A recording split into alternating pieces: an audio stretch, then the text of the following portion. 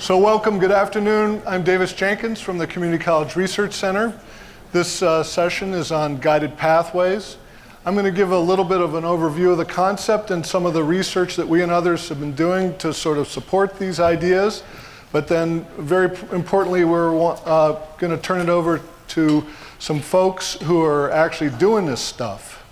It's easy to talk about, harder to do. So we have Sabrina Crawford from St. Petersburg College in St. Pete, Florida, sunny St. Pete, Florida, and Wendy Do from Valencia community colleges, who are leading implementations of pathways on their campuses with a big focus on learning outcomes, which I think is an important thing to stress. So at CCRC, we've had the good fortune of working with many of you in colleges and states as you've been toiling away over the past decade or more, I've been in higher ed for 30 years, and in the last 10 years, 15 years, in the community college world is the biggest, foment around trying to find, help students succeed that we've seen. And a lot of this research, especially on the work that was done earlier on, came to the conclusion that while some of these innovations were helping students, especially small numbers of students, their effects tend to deteriorate over time. And in general, it wasn't adding up to improving overall completion rates. So we've, at CCRC, have stepped back and tried to look at the big picture. And basically, the conclusion that we've come to is that in looking at the big picture, colleges, community colleges, and open access four-year institutions are well designed to do what in the 60s and 70s we asked them to do, which is help provide very low-cost access to higher education. And this has been, with some exceptions, been translated into low-cost access to courses.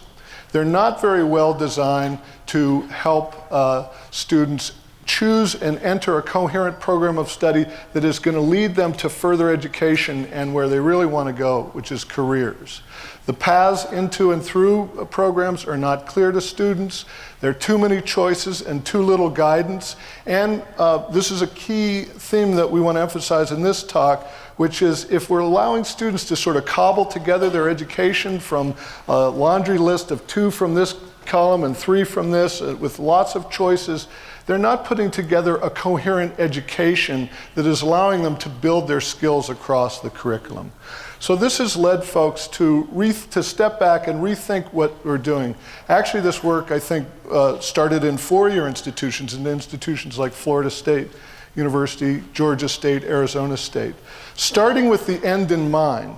And the end is careers and the education that is needed to get to a career. So if we're talking about psychology, my colleague Rob Johnstone says if a student wants to go into psychology, we should have them sign a waiver that they recognize you need a master's degree at least to get into psychology. And that's fine, there are lots of jobs in psychology, but that path to a job in psychology has to include the bachelor's and the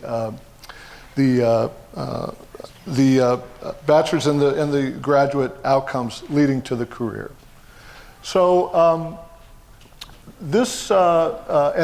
so this work has really come out of looking at the full scope of the student's experience from the time they consider college to when they enroll. And actually, there's not been much work on this in community colleges. We don't know a lot about how many students we lose.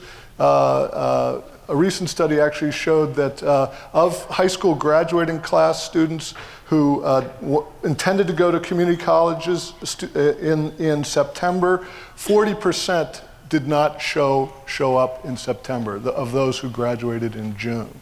And actually this research showed that by texting these students, you got a much better yield.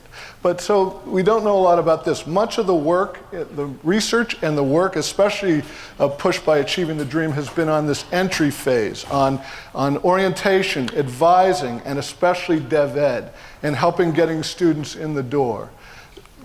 In more recent years, though, we've looked at what's happening to students once they make it through dev ed, if they can, and what they're taking, their course taking patterns within the college And then very importantly, not just, are they completing, but what happens to them afterwards, both in terms of further education, transfer, and career and their labor market outcomes. And this has led us to really focus more and more, not just on college entry and progression. The Achieving the Dream metrics got us thinking about the broad flow. But more and more, I'm interested in, are students getting into a program and are they moving through? And where does that program lead? And by the way, general education and Associate of Arts is not a program, in my view. A program would be a program of study that allows students to get junior standing in a major with minimal loss of courses plus the associate degree. That would be a program. Or a program that allows students to get an auto tech job or a phlebotomist job. Those are programs that either have a career and or further education outcome leading to careers.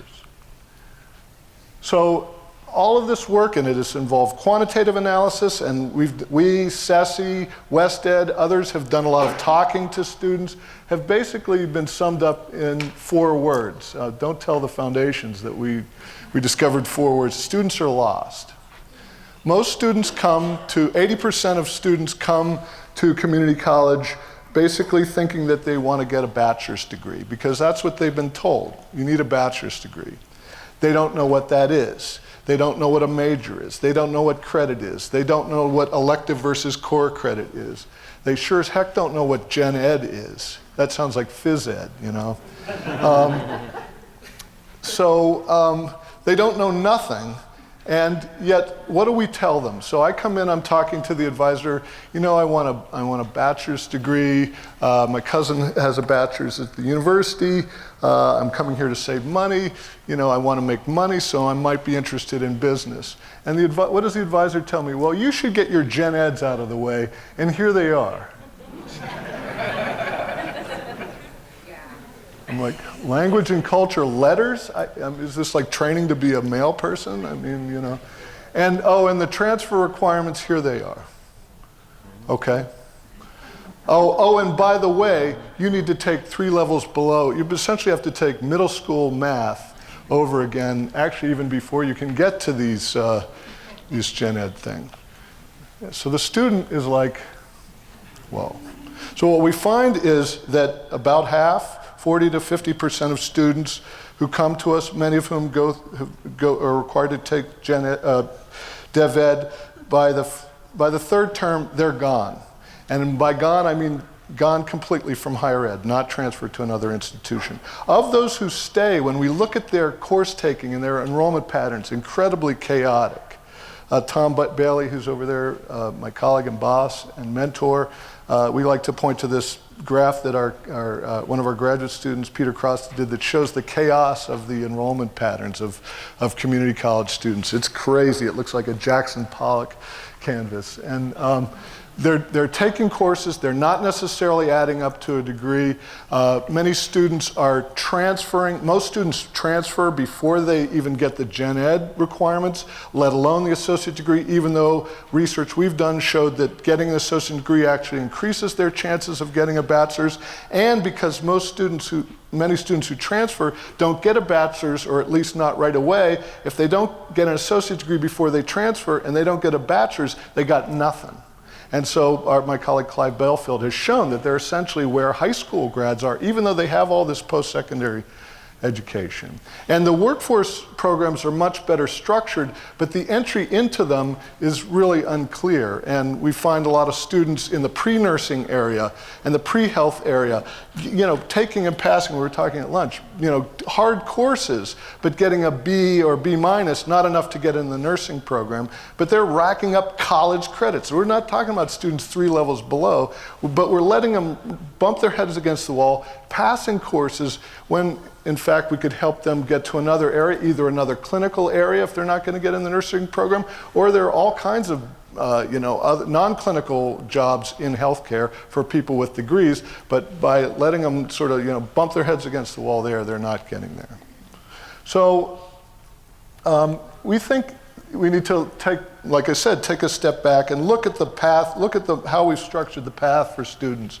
The status quo we call the self-directed or the cafeteria model, sort of letting students choose.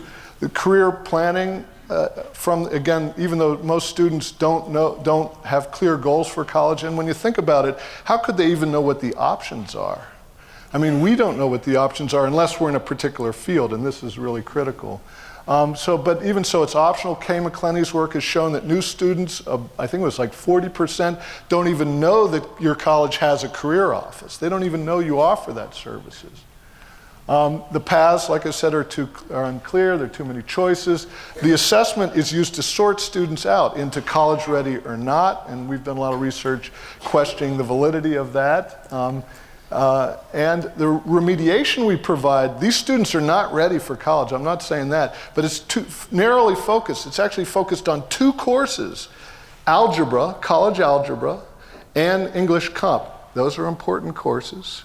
But there's also research my colleague and I, Matt Seidenberg, did showed that Bio 101, Anatomy and Physiology 1, Econ 101, Psych 101, American Civ 101, just as important for graduation as these others, and we're all focused on these. And we don't get into these metacognitive skills, the learning how to learn skills. We don't monitor students' progress. And the example of the pre-nursing students. Once they get into nursing, the educators hang EKGs on them to make sure that they're going to, have the right metabolism to pass those nursing exams. But before that, in many colleges, they're lumped in with the gen ed students and the gen ed students too. So it's the dev ed students, the gen ed students, and the pre-health. That's most students. That's the largest group of students in most colleges, and we're not following them. And then, there's this issue of the high school alignment. So this has led to a rethinking whereby from the start, students are helped to explore college and careers and are required to have a plan that they follow. And from the start, they're required to at least choose a broad area to begin to explore. And this can be set up in a way to allow students to explore, but without limiting their options.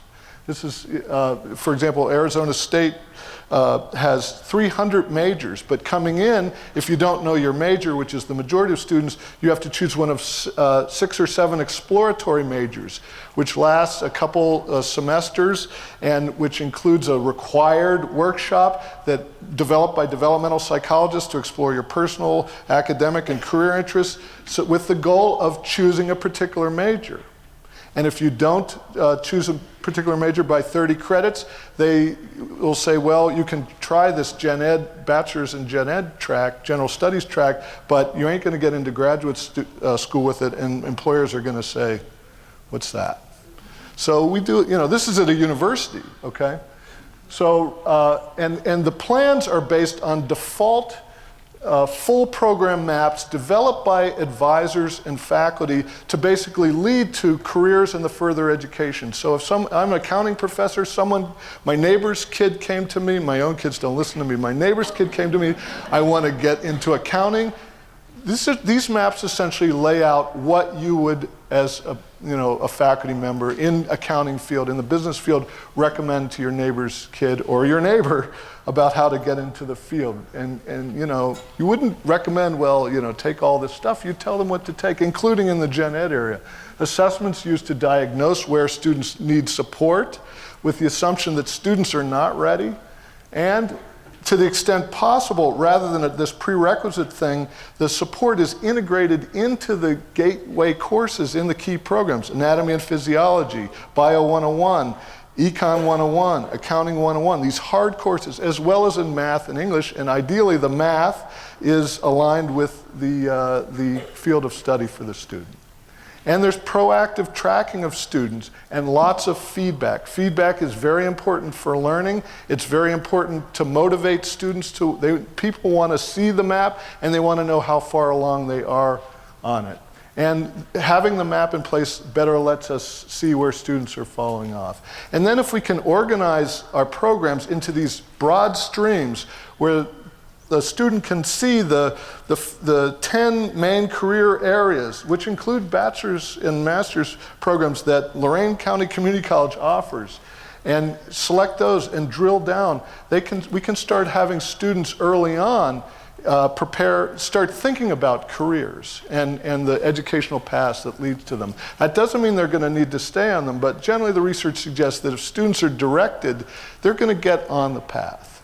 And frankly, the path for me is like the 200 level courses. Once you get into those, you start to have a professor who says, you know, I have a friend who can give you an internship, or I know a colleague at the university who you ought to talk to in our field because you're good. So, so the key part of this is the map, is the academic map. And it includes a description of the program, and at the bottom, although very importantly, when you see these maps, a description of the careers, because all this needs to be couched in terms of careers and how students get there. And then it has a term-by-term map of the sequence of courses, and you can have electives in there, but they have to be electives chosen by the faculty and advisors for an educational purpose, not because someone wants to teach a course, and they're 2 to 3 electives, not 50. Then very critically, the second column is milestones. These include critical courses that if you're not at Arizona State University, they've identified statistically what are the critical courses for, say, accounting. And if you're not passing, computer science 115, which the faculty and the statistics show is critical for accounting, they're going to help you move to another field. Similarly with pre-nursing. If you're not passing anatomy and physiology with the requisite grades to get into nursing, we're going to help you get into another field.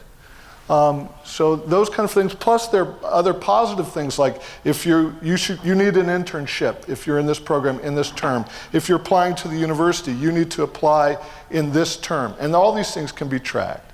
Then there's a third dimension here, which we're going to get at here, which is really the competencies that you're acquiring across the full program of study. And ultimately, this can enable us to help students create a portfolio of competencies. People all this rage about competency-based instruction, but unless you have this map, and unless the map leads to the further education and careers, it's hard even for faculty to keep track of where are these competencies being taught across the curriculum, and we're going to get into that. So I just want to give you one quick example to just show what this looks like, but then I'm going to hand it over to folks who really, I think in some ways have gone beyond this example. The City College of Chicago, 7 separately accredited institutions. I live in Chicago, even though I work in New York for tax purposes, and plus my daughter's there. And so I've worked with them since the 90s. There are a lot of good people there. We've done a lot of good work. They've done a lot of good work, but it's not been the best led system, and they've been very low performing, single-digit completion rates. Before Mayor Daley retired, he brought this woman on who had actually come from Harvey College, which is in the south side, got an associate degree there, and went on, transferred to Illinois Institute of Technology, got a bachelor's in computer science, was only able to transfer like 22 of her 60-some credits, which she remembers.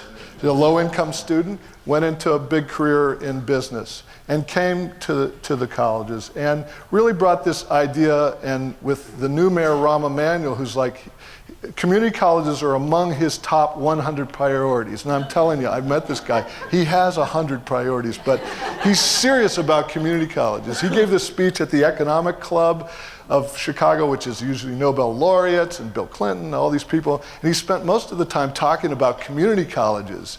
And I'm sure most of the people are there, what the F is a community college? But he sees so anyhow, the key thing that they've brought is relevance. So every program within the city colleges has been rethought with employers and four-year institutions there to make sure that what's being offered. And Harvey College, which is actually in a low-income neighborhood, within 5-10 miles of there is one of the great concentrations of transportation logistics business in the world. Some of the fastest growing companies in Chicago are down there. So they've revamped their program and specialized in TDL. and each level from certificate to associate degree, they've laid out the curriculum with industry, and the industry was saying, well, the best jobs actually require a bachelor's degree, and by the way, we only hire from Southern Illinois University Carbondale in their logistics program because they do it great. We love their people. So Olive Harvey has built from this essentially a ghetto school to this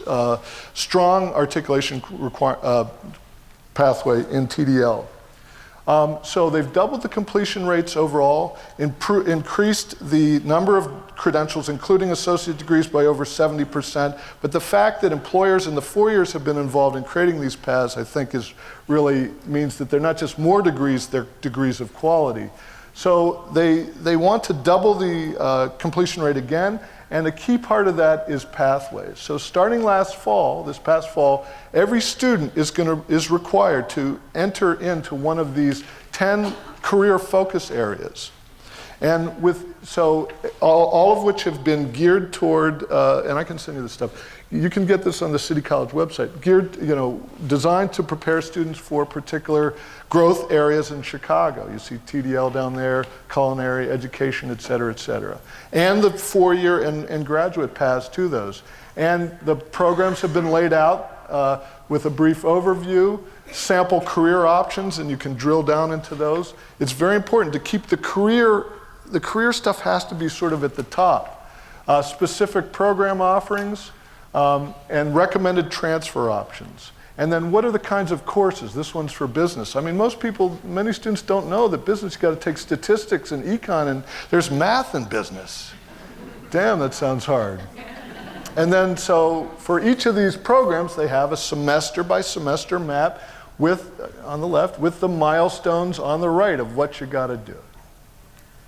So basically, there are many ways to do this, and we're going to hear from two very somewhat different ways of going at this. But the key principles are, we've got to help students with goal setting from the start. And I think a key piece of this is not just dumping information on them, but helping them begin to explore. And we can do this in a structured way without limiting their options. Simplify their choices by making plans based on default roadmaps. Default means it's based on what the faculty and advisors recommend I take. I can change it, but it's opt out. I have to go to a faculty or an advisor to change it. I can't just do it on my own, because we've seen when students do it on their own, it's a mess. Redesign, the whole goal of the intake is not to sort students between college ready and not. I assume that if a student doesn't already have a college credential, they are not ready. And actually, when you look at the elites, we could go into this, they assume that students are not ready. I'm talking about Northwestern, Harvard, and the like. They do a lot of things to bring students on board, and we've written some about this. But the goal of the intake is to help students choose and successfully enter a program of study. If that's the goal of the intake, then we would do things quite differently than we do now. And Valencia's really been, both Valencia and St. Pete's working on this. We're assessing learning outcomes and improving teaching across programs, not just individual courses. And we're monitoring students' progress, providing frequent feedback and support as needed. So that's the general idea. It sounds easy, it ain't. It's hard. It's hard work. But so I just want to turn it over actually to my colleagues to sort of talk about how you got into this, into the work. And okay. So Sabrina, you want to start? Sure. So good afternoon. Is this working? Can you hear me? Hopefully. No.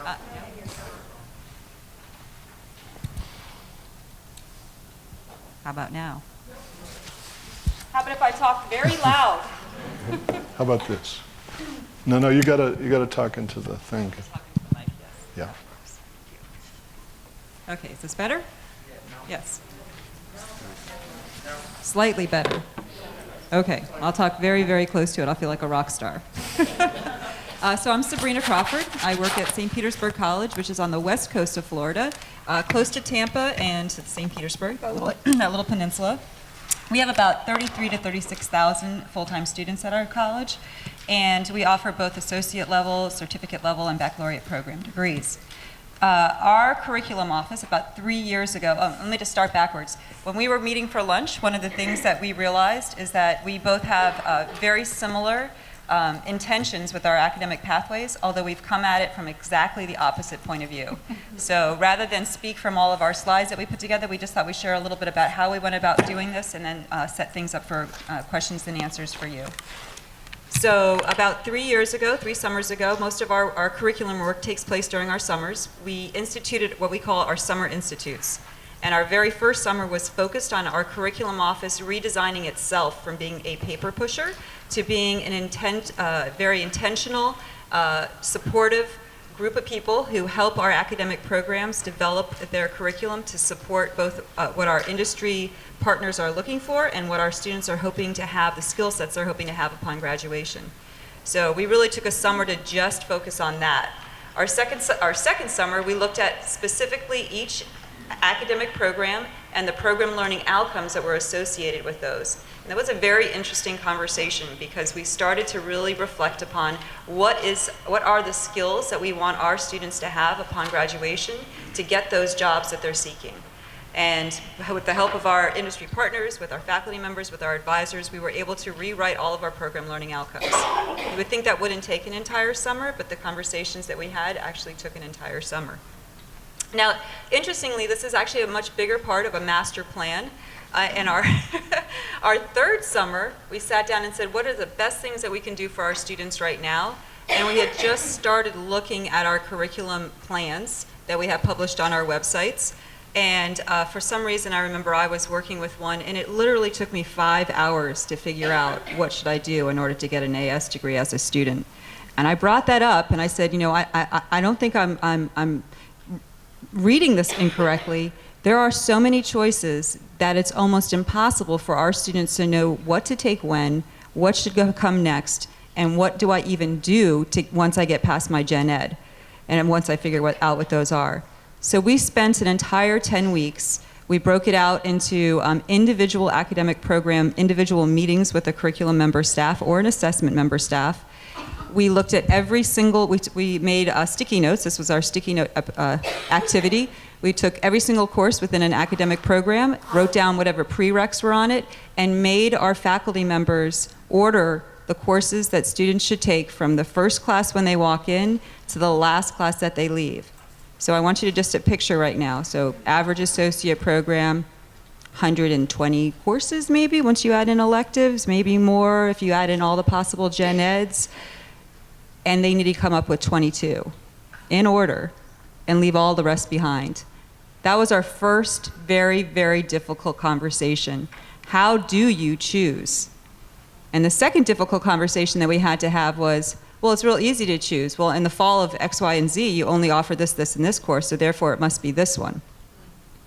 Putting aside the idea that a schedule runs your academic programs as opposed to actually looking at what is the best course a student should take in order to get the skills that they need in order to graduate, pick that course, regardless of when you offer it, and pretend it's the perfect world of schedules where every class is offered every semester.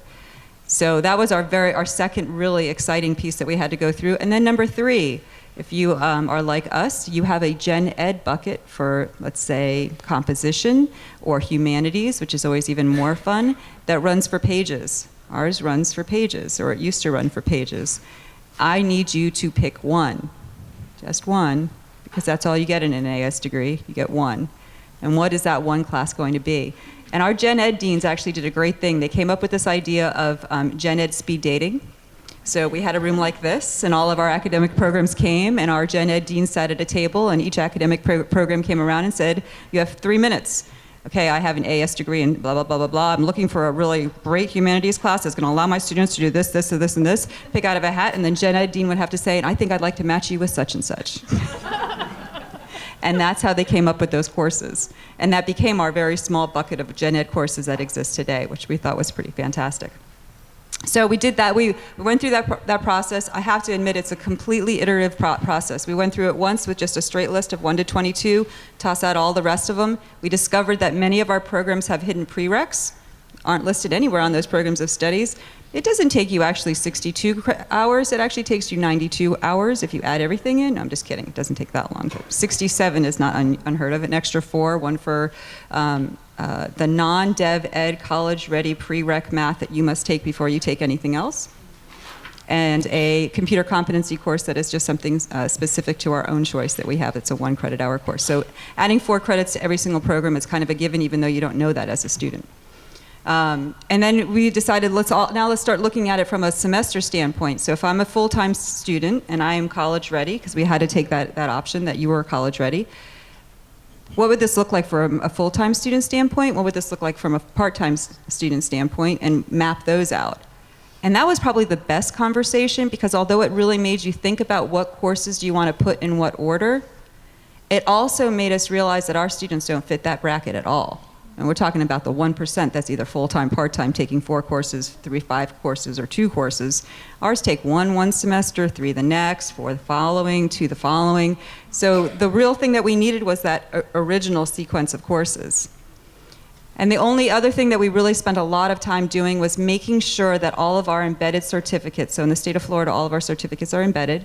And if we're lucky, we've actually decided to build, one certificate only is 16 credits, and then that's in the beginning, and then the next one is 32, and that builds up to that one. We really built those certificates into the programs, making sure that there were on and off ramps throughout the program. Our typical students going to come in, they're going to be here with us for about 3 semesters, and then life gets in the way, they have a job, they need to do something else. They can walk away at that point with something in their hands that they could present to an employer. That was our key. We wanted to make sure they had something as fast as they possibly could. So we have these very wonderful, not so complicated maps now. They go from 1 to however many, let's say 22. Each course that is part of an embedded certificate is now identified. We identify when they're normally scheduled, but the reality is that if you transfer in, and this is a 1 to 22, and course number 5, number 7, and number 9 you've already taken, those just jump on out, and now you only have your 19 courses left to go. And that's the order that we're suggesting that we want you to take them in. We did learn that vocabulary is very important with this conversation. The original intent was that these were going to be our default programs, because we wanted them to fill into some sort of automated process for my learning plan. They would just auto-feed, students would just see them, so they were going to be our default pathways. Well, okay, have that conversation with your faculty. This is the default plan, meaning either your course is not on the default plan, meaning it's not as good, or this is the default plan, and maybe that's not the better plan. We don't know. Default just had really bad connotations. So these are our recommended pathways. We are recommending them. We know which courses have options. So if there's a course that you could take a different course on, it'll be highlighted for you, and that'll have a drop-down menu someday when it gets filled into our magical software that it will fall into, which we were hoping is going to be DegreeMap. So we'll see. So that was how our overall process evolved over the last few years. Just some upcoming steps for us. This next summer, we're really going to be looking at our non-credit world. We're going to take all of our industry certifications and embed those back into when students should be sitting for those tests, into our pathways. We're also going to be looking at some of our non-credit programs and how those would actually articulate credits into these existing programs. And finally, we're going to be looking at Gen Ed overall and trying to identify all of our transfer plans into into USF, which is our closest university to us, which is who we matriculate to. So I will pass it over to my peer. Thanks, Sabrina. Can you hear me? All right. I'm Wendy Do, and I work at Valencia College. Valencia is located in Orlando. It's warmer there. It was quite a shock yesterday when I came off the plane, I'll tell you. Cold took a different meaning. We are about 69,000 students, that's credit and non-credit, so we're really large across 2 service counties, Osceola County and Orange County. Orange County Public Schools is the 7th largest district in the nation, so that gives you some idea about the numbers of students that we serve. It was very interesting as when Sabrina and Davis and I were having lunch, we thought about all the things that we had in common, and those were the goals, but our approaches were entirely different. And I've actually learned a lot, and we were laughing back and forth that we actually had to meet in Baltimore, but we're very close to one another. and what kinds of conversations might be necessary in our states, and the opportunity to have more community about these topics, which I think is something that's really important. So we have been working on guided pathways, I would say, for 20 years or more. It is the work that we will always be doing and the work that will never be done, right?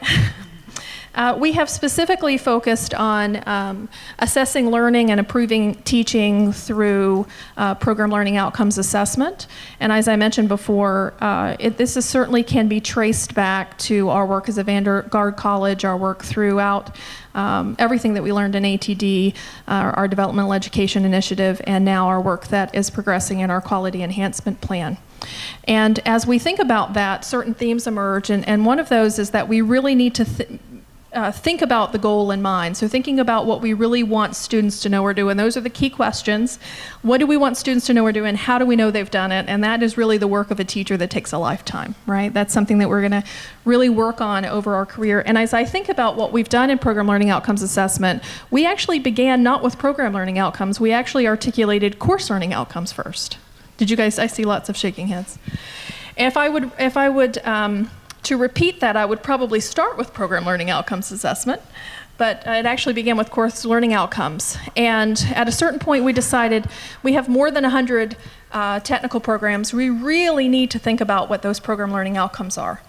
So we gathered our faculty together, the full-time faculty and part-time faculty in those disciplines, and they articulated those program learning outcomes. And what they found was it took a lot of communications with our industry partners, with our community, to define what, through partnerships with our advisory boards, through forums, to really define what our community needed from our graduates. And that was sometimes different than what we would think as educators.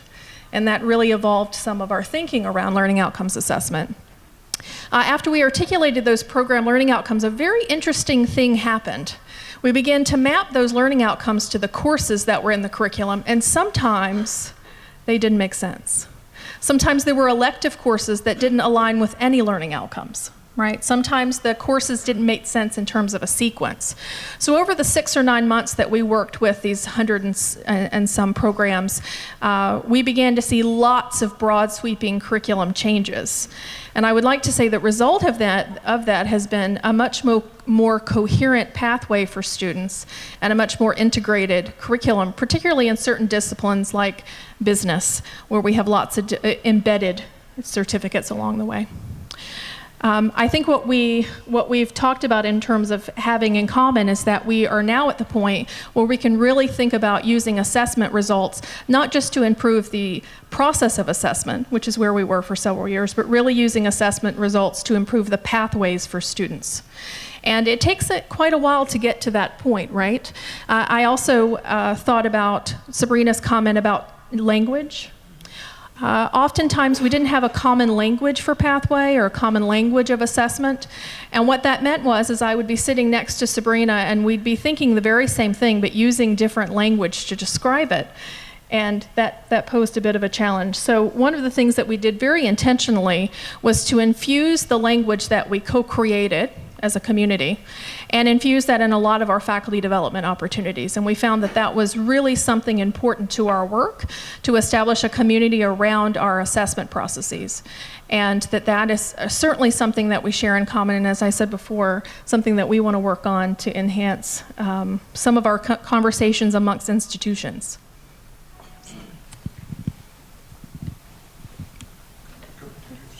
No, I don't. I was just going to ask if there was questions or if there was anything that we could share further with anybody in the audience. Yes.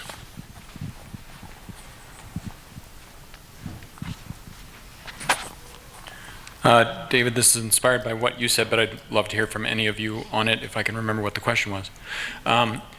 You said at the beginning that you didn't see Gen Ed transfer as a program, and I think I understand what you're thinking with that. But we have so many students coming in with no bigger vision than that in mind, so I'd love for any or all of you to speak to how you balance those two things, that students come in with nothing more in mind than undecided, I need something, but that's not really a program. So I can share a little bit about our emerging work. As a part of our quality enhancement plan, if you're in a SAC school, you know what I'm talking about. Quality enhancement plan, it's a quite rigorous 5-year project, and we are working on what we're calling the new student experience. Not just a new student experience course, but a year-long process of helping students to think through things like, what is my purpose? And so that's career exploration, that's having experiential learning around what that career might be. In the state of Florida, we also have students declare their meta major. So thinking about what those buckets of things they might do. So I may not know that I want to be in allied health, but I know I want to be something within the health disciplines. So articulating those meta majors, also a new student experience course that helps them actually develop a plan. So we have a My Education plan. We use a particular tool for that. And then also implementing a course that helps them think about, well, if this is my purpose and this is my plan, what pathways am I going to take? And those, it's a brand new experience for us. We're learning a lot from the process. My colleagues from Valencia in the audience are shaking their heads, yes. We're learning a lot from the process. We also have a 30-hour advising component that we're looking we're experimenting on, particularly in pre-business and pre-nursing, where we find that students might need to find alternate pathways. So this is really the question that we're, at CCRC, it's one of our main areas because so little is known about how students make these decisions. And what Wendy says, it has to be a first of all, I think it's as important maybe as whatever you teach them in the classroom, helping students choose and find a direction. Because once they have a direction and a passion, they're going to be learning from you, they're going to be coming to you, but otherwise they don't even know who to come to. But I do believe that it's multifaceted. From the very start, the application, the orientation, the first meeting with advisors, the first student success course, which should be required, is with the orientation to these broad fields that the colleges offer, and most colleges have between 5 and 10 general areas to offer. I do think there's interesting work in having students early on choose a broad area. Queensborough Community College, starting in 2009, required all students to choose one of 5 general areas, they call them academies, in their various areas. So there's business, health, liberal arts, visual and performing arts, and one other I can't remember. From the start, and actually they hired a full-time researcher there. They appointed, there's advisors embedded in these areas, and this is what a lot of colleges are doing, advising or embedding advisors in the business area so that that advisor only needs to know business and not health and auto tech and behavioral sciences and STEM and everything, and they can work more closely together. So it's sort of a, but what the students are saying to the surveys they did of students and faculty in the first 3 years at Queensborough was, you know, this really tells me I got to start thinking about this, number one. And the DevEd students, and in CUNY you're required to go through DevEd before you can pass in the college, we're saying, I can see the light at the end of the tunnel. The nursing students, the pre-nursing students were saying, well, in the past, I was with the other gen ed students. I didn't even know who the other nursing students, pre-nursing students are.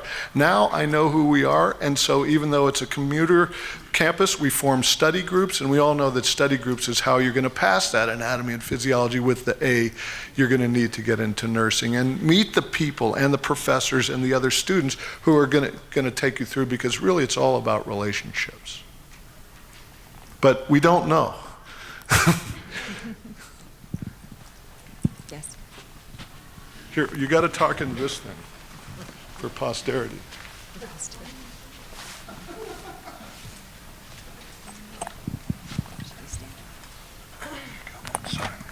Thank you. Jaime Anzalota, intern of students at Miami-Dade College. Something that we should keep in mind when we talk about pathway is retention, and that's the goal. And we need to also keep in mind the great opportunity of student clubs and organizations. A lot of advisors are faculty members, and they do in fact serve as college advisors. So the co-curricular experience is another great opportunity to sort of match that particular student with the major that they are pursuing. That way, those undecided will definitely turn, so to speak, into decided, not because you have an administrator or a faculty member, but that student-to-student mentorship has truly been very successful at the college. So we're looking at clubs and organizations that we're being a lot more intentional in how to go ahead and use that as a gateway in order for them to be retained.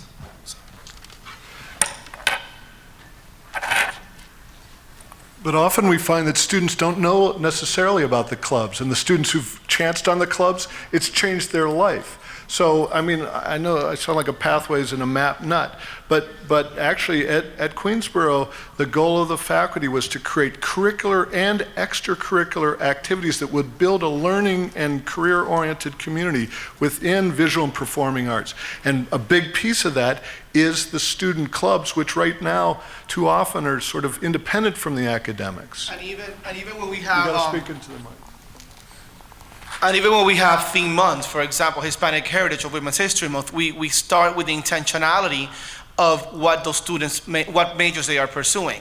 So in other words, whenever we have that intrusive advisement, the advisor is also linking and making the students aware of the opportunities for leadership and engagement. So right from the orientation, we have ambassadors that are from student life, letting them know of the opportunities, because a lot of times we have so many things that they're not being involved, but it's because they don't know. And once again, it's that collaboration, and I cannot stress that enough, between academic affairs and student services. Speaking to the Oracle.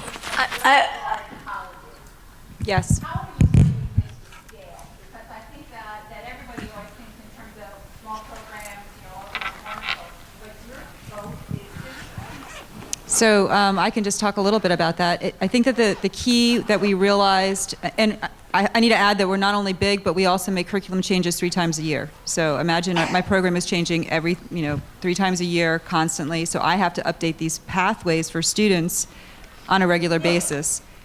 We actually worked with we have a curriculum organizational software package called CurricuNet. That's how we actually manage all of our curriculum processes. And they're actually building for us something that will feed right directly out of our changes that we make in PeopleSoft, which is our database, into that software. So it will auto update. I don't think that it would be possible. In fact, even though we're going to be coming out with all of our pathways for a registration for the fall term, for the summer term as well, we are going into this with the understanding that this is only past human hands, and it's past multiple human hands, and so that there is a potential for error. And we understand that, and we recognize that, and we don't want students to be put off from it, because from an advising standpoint, it's the best tool that we have right now. It tells an advisor every single thing that they could possibly want to be able to share with a student, and let them have the correct conversations on how to move them through their program of choice as fast as they possibly can, at the same time as in the most successful way as possible.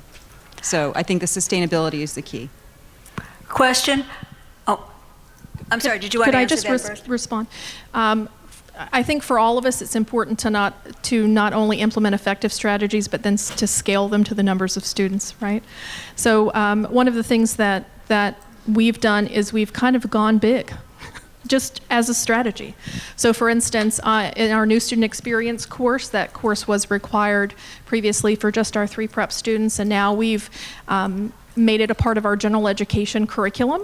And it's actually, during its first year of pilot, implemented to 50% of our incoming students, and the next fall, 100%. So it's also about having conversations when you're building strategies to determine what strategies you can select that will go to scale, and then what kinds of infrastructure you can put in place. So we use things like DegreeWorks for My Education Plan.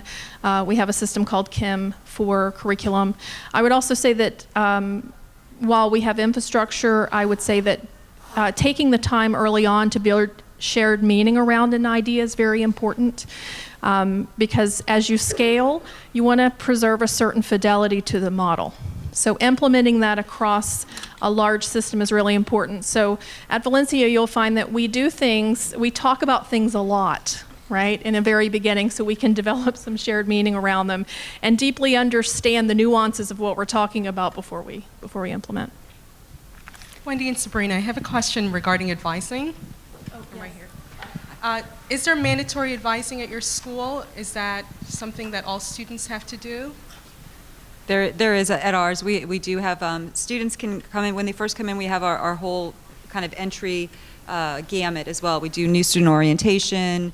We have an SLS course that students take within their first year if they've been designated in that area. We do a whole gamut of situations where students would want to learn about what tutoring we have on our different campuses, our learning centers, and what support systems are actually there in place for them to keep them as a safety net underneath them. But insofar as our intent with these new pathways, when they auto-populate into my learning plan, if they want to change them the first time, that's when they're going to be asked to go and see. If they take them in the order, then the intent is that they can take them in the order that they actually see them. But again, I think that Wendy has hit it on the head. There's so many conversations that need to be had. Our advising staff was probably one of the most influential to add that different perspective from a faculty perspective and a dean perspective. They really know the right questions that students are already asking, and so their input into how this process rolls out from their end is going to be, again, a pretty big piece of the puzzle. At Valencia, we do have required advising. We actually call it unavoidable advising. I think at one point we were calling it intrusive, but that sounded mean. So now it's unavoidable advising is the way that we think about it. So there are different ways that we do it, and it's multifaceted, as Davis indicated before. And I have my colleagues, my experts in the audience, so if I say something or miss something, you're going to tell me. Could you share with us? Could I just say a couple more things about that? I also have a follow-up, Wendy. Thanks. Okay, so we have in our we have a new student orientation where there's a required advising component there, so students are already selecting their meta major as well as completing a plan. We also have a new faculty role at the college that was implemented a year ago, and it's within our new student experience course. So our full-time faculty within that particular program also have an advisor role. And those folks are also following students from their new student orientation all the way to the new student experience, and that's a very important piece. We also are going to be implementing 30-hour advising, and we're piloting an online group advising for that work. So bottom line, is there any way to implement this guided pathway without mandatory advising? Yes. And how so? So my favorite thing about watching Davis do these presentations is that every single time he presents, he shows a different model. So there is no one model.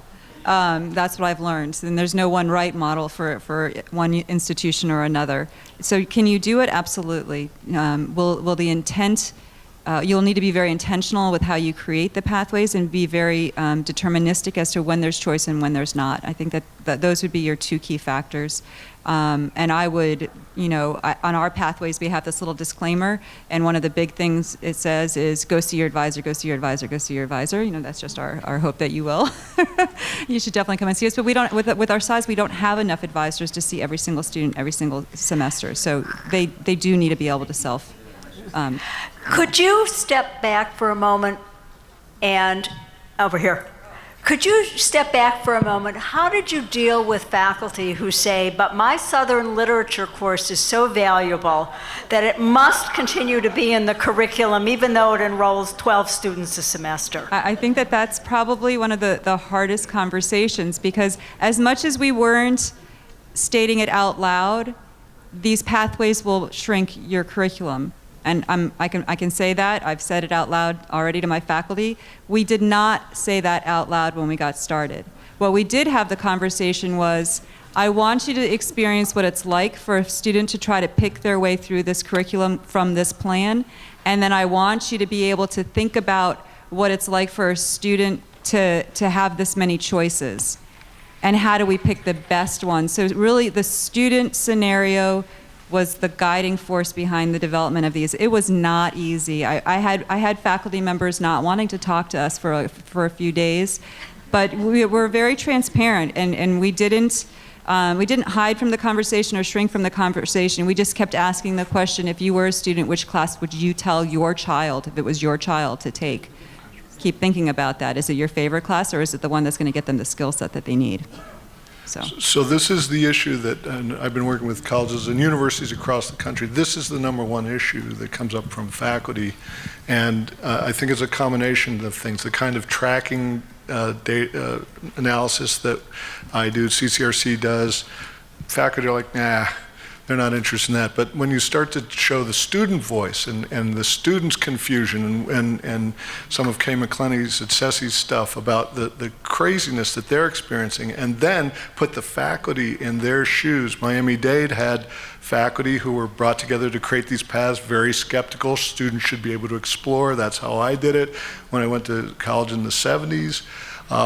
Had them, okay, you try to figure out what you would recommend the student to take if they want to transfer with junior standing in biology at Florida International, and they couldn't do it. I mean, if it took Sabrina 5 hours to do this in St. Pete, you know, so it's really experiencing from them. But ultimately, what really gets this is, and the only way I think ultimately we're going to break this is keep going back to the end in mind, which is the careers and the further education that you need to get. So if the bachelor's program that leads to these careers does not allow anthro to be a lab science, even though you've decided among your faculty that it is, that's a problem. And those kinds of keeping the employer and then the university, the upper division requirements in mind, and showing, because they care about bachelor's degrees. These are bachelor's and graduate educated people. So keeping that the central focus of things, in my experience, across 2 and 4-year institutions is what helps break this through.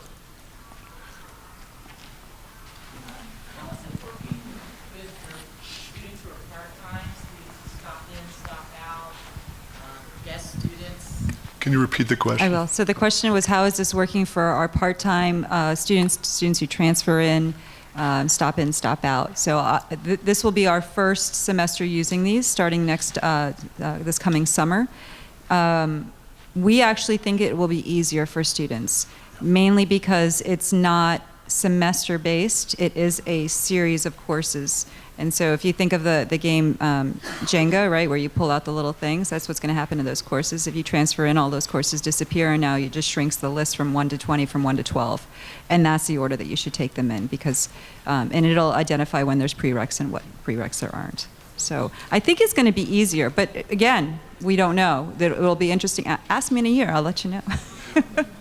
Working with colleges and universities in Indiana, regional institutions that serve very much a community college type population, they're come to see that these maps are even more important for the part-time students and the students who stop out, because when they come back, they don't know where they're beginning. You know, they begin all over again, and it's the same craziness. At least potentially you have the opportunity.